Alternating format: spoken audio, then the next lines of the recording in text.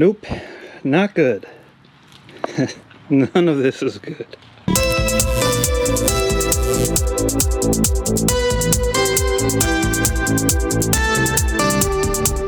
Yeah, so, not what I would like to be doing with the car here, but it's what I'm gonna be doing. Now, you're probably wondering, what the hell did I do?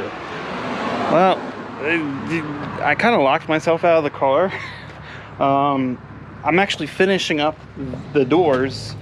This video doing the doors was actually supposed to come out before the video you're currently watching. I just kept running into a lot of roadblocks getting the doors with the glass on, but I mean, I got them on. I got the panels mostly switched up and everything, but I have to get the linkage set up right inside because yeah, it sucks when the window's up and you can't open the door from the outside. So once I get that done, yeah, that video will be finished up. Well, unfortunately, I end up locking myself out of the car during doing that, and well, I couldn't figure out how to get back in the car. So I remember the guy I bought the car from said they built it with the fact that you know, they had these little clips that held the windshield in, and that the windshield was removable, you know, so you could service the dash or anything underneath here, because, you know, there's a cage and all that. So I was like, well, let me see if I can pop the windshield out and, you know, just reach my arm in there and grab it and then put it back in. I'm like, that'd be easy squeezy, right? Well, you know, he said that they originally just siliconed it in. I'm like, well, silicone ain't a big deal. What he didn't say, and I'm guessing because he didn't know, is the fact that someone decided that this was no longer going to be removable, and 3M double-sided taped the whole thing all the way around. All the way. And even this little piece here that now I'm gonna have to get a new piece, because instead of using screws, I guess, like it was supposed to be, I don't even, oh, see, I just not realized this was all supposed to be one piece. Well, now it's multiple pieces on the floor right there. That was not coming out, you know, because that just goes in underneath the windshield. And yeah, so that ended up breaking. Everything broke because it was double-sided taped in, not actually just sitting in there loosely like I thought it was. And so, long story short, when I went to go try to take the windshield out, it ended up cracking the windshield, and yeah, so that's where we're at. Oh man, this car has been a basket case, I tell you. It really has been. I mean, every car I've bought pretty much has been a basket case, but that's what happens when you take over someone else's project. You find nice surprises. So I actually just dropped the windshield off at a shop nearby, who is hopefully going to be able to remake it out of Lexan. So that would be much more appropriate for a race car, and that way I can remove it in and out multiple times without worrying of cracking or whatever, damaging glass. So yeah, we're gonna have a proper race windshield installed now, thankfully, thanks to my wonderful mishap. And some other really just unfortunate news for the Fiero is up here, up front. When I first bought the car, I noticed that on this wheel over here, there was a lug nut that looked like, because I came over, a lug nut looked like it was loose, and I went to go tighten up, and I realized, oh, it was loose, because the whole nut and stud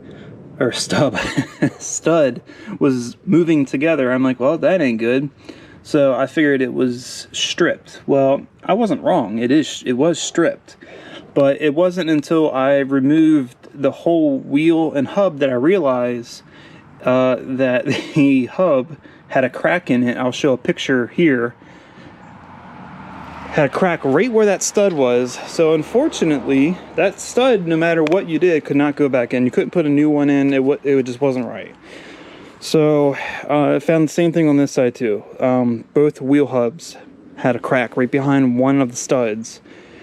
And yeah, so now we're at a 4 lug on the 5 lug wheel set up here, And obviously that's not good. I end up having to order new hubs, and thankfully there is one shop, West Coast Fiero, that actually has such things around. And I actually think they custom make them. I guess they machine them out of whatever, I would imagine, because it says most of their parts are made to order. So to me, that means that they make them for, you know, for whatever application you're doing, you know. And so I measured it, because apparently there's two different size hubs you can get. It's 5.5 inch or 5 inch, and these are 5 inch. So yeah, we'll have two nice new safe hubs with nice, not cross-threaded, you know, wheel studs. And I'm probably going to order or try to find all new, I mean all the way around, to get nice. See, the ones on the front here actually aren't that old. The ones on the back are nasty.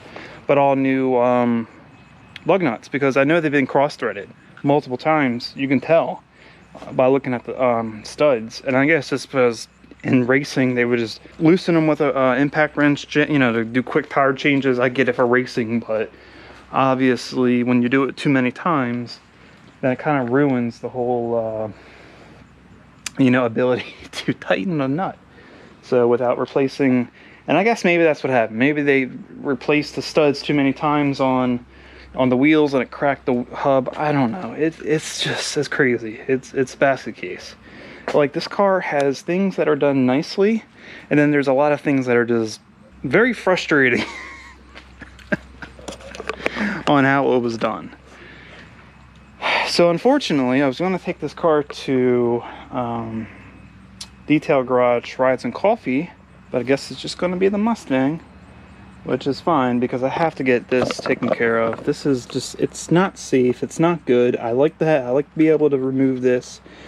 So I'm going to take time, clean all this double-sided tape off, and it's really, really annoying. But at least this will get to the quality of craftsmanship I do. You know, I ain't no professional, but I do have some standards. And, well, this ain't it. It's actually kind of cool. I haven't really been under here because there's been a windshield here, so... yeah, definitely makes accessing up here a lot easier, that's for sure. As of recently, this has been my main focus on content because there's really not much I can do with the Mustang at the moment. I'm just kind of driving it, enjoying it, and having a nice reliable car. So, you know, it's kind of been nice. I like having a nice reliable car. Just get in it and go. So that's why, you know, the focus has been on the Fiero here. It's going to be for a little while because I have like a lot of these small little projects I can do. The flag's in the way. Hey, watch out, buddy.